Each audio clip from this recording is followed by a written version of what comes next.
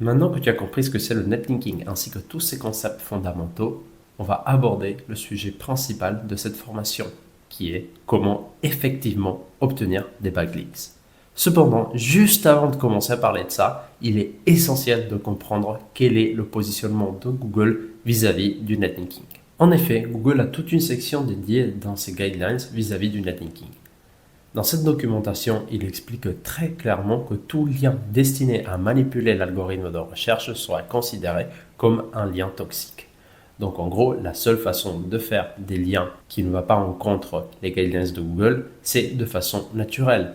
Ça veut dire qu'en gros, vous obtenez des liens vers les pages de votre site sans aucune contrepartie et juste parce que votre contenu est extrêmement pertinent et de qualité que les sites vont le mailler de façon naturelle. Dans les faits, tout le monde connaît la valeur du lien, tout le monde connaît ce que c'est le netlinking et personne offre des liens dans le web. Vous aurez beaucoup de mal à obtenir des liens sans contrepartie. Et la réalité est aussi que Google a énormément de mal à savoir quand un backlink a été réalisé avec une contrepartie.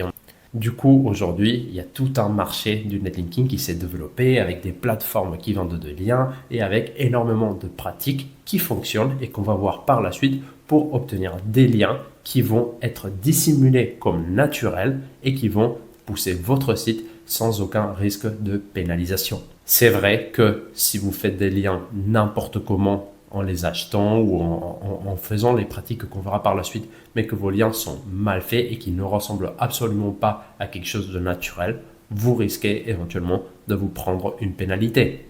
Mais la réalité est que si Google pénalisait très sévèrement les sites qui font des liens de façon très spammy, en gros, moi, je pourrais construire des liens pour pénaliser des sites de mes concurrents, par exemple. Du coup, ce que fait Google aujourd'hui, c'est que plutôt que pénaliser des sites, il va juste pas prendre en compte les liens qu'il va considérer comme toxiques. Et du coup, ça va faire que si vous avez acheté des liens, en fait, vous avez perdu de l'argent. Et si vous voulez, ou si un concurrent vous envoie des liens toxiques, Google, il va juste pas les prendre en compte. J'espère que ça se soit clair parce que c'est quelque chose qui est quand même fondamental dans votre façon de construire des liens. Il faut toujours qu'ils soient dissimulés de façon naturelle.